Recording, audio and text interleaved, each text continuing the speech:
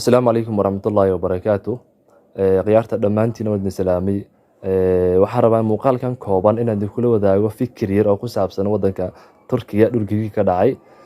Ugu horeyn dhamaanteen runtii aad ayaan uga xunnahay dhammaan dadkaas walaalaheena ah ee meesha ku dhibaataysan. Ilaahay subxaanahu wa tacaala waxaan ka rajaynaynaa inuu u boogdhayo inta dhimatana uu u naxariisto, inta dhaawacana insha Allah inuu si degdeg ah u caafiyo. qodobka aan maanta la xiriira muuqaalkeena waxa weeyaan dhulgariirkan wadanka Turkiga marka laga tago dhulgariirkan in kumanaankan kun oo qof ay geeriyoodaan horta sideedaba maxaa u sabab ah sir yar jirto oo dadku inta badan aysan ka warhaynin guud ahaan wadanka Turkiga gobolada qaar yani mucaaradka gacanta ku haya gobolada qaarna xukuumadda gacanta ku haysa saadarteed dhulgariirka inta badan wadanka Turkiga ka dhacay wuxuu inta badan kulansadaa dhulgariir ka dhaca wadanka Syria, dhulgariir ka dhaca wadanka Greega iyo kan Turkiga saddexdaba wadankan way ku kulmaan. Waana runtii arrin aad khatar u ah.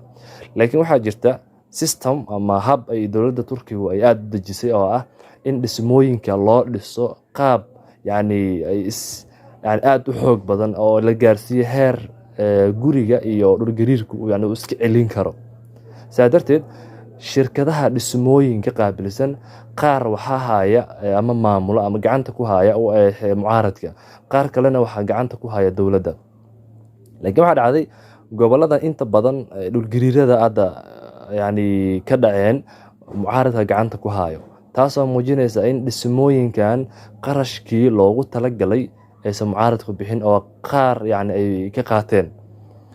Dhismooyinka qaar marka fiiriso muuqaalada qaar dudumaya yani kuwa qaar dumaya kuwa qaar waa taagan yihiin saadarteed inta badan shirkadan loo yaqaano Toki oo Erdogan uu asagu gacanta ku haysto oo dhismooyinka qaabilsan yani hadda gobolkan loo yaqaano Adana oo kale yani 134,000 oo yani dhismay ka dhiseen laakiin hal mar yani dhulgariir xitaa hal guri muusan duubin iska daa xitaa inuu yani burburiyo daaqad xitaa yani waxba ma gaarin.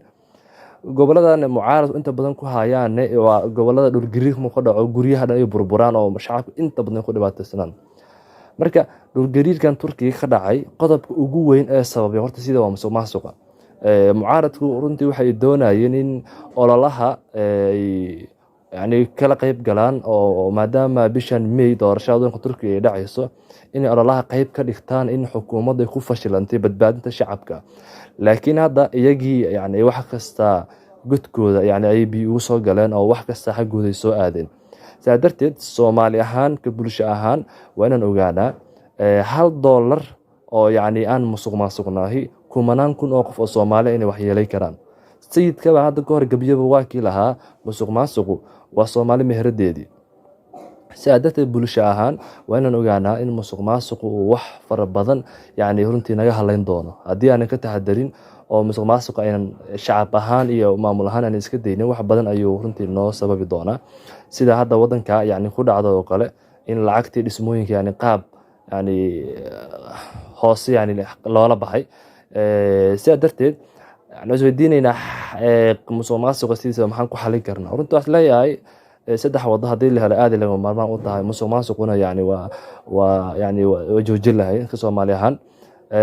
qodobka koowaad waxaan leeyahay in horta maamulka ama nidaamka shaqaalaha ama dadka la soo dooranayo inta badan shaqeeya in lagu dhiso qaab aqoon iyo yani waayo aragnimo ku dhisan oo qofkii waayo arag ah shaqada la siiyo halkii yani 4.5 wax lagu qaadan lahaa. waa mid labaad in inta badan xilalka markii loo dhiibo waxaa dhacday in la shaaciyo taasoo in qofka markii la shaaciyo kale reerkiisa oo kale qof inuu yani bari uu lu kulahaanayo yani in ayadan la joojiyo runtii la ayadana xal u noqon karta. qodobka saddexaad la yahay musuqmaasuqa Soomaali ahaan xal u noqon karana waa in sharci laga soo saaro in yani qofka lagu helo musuqmaasuq ama mowduuc la xiriira ama qodob la xiriira inuu wax musuqmaasuqa in ciqaab ama yani sharci la tiirsado taasoo runtii xal badan ayadana marka ay noo soo keenaysa. Dhamaantiin waan idin salaamayaa waa iska muuqaalka waa koobnaa. Assalaamu calaykum wa rahmatullahi wa barakaatuh.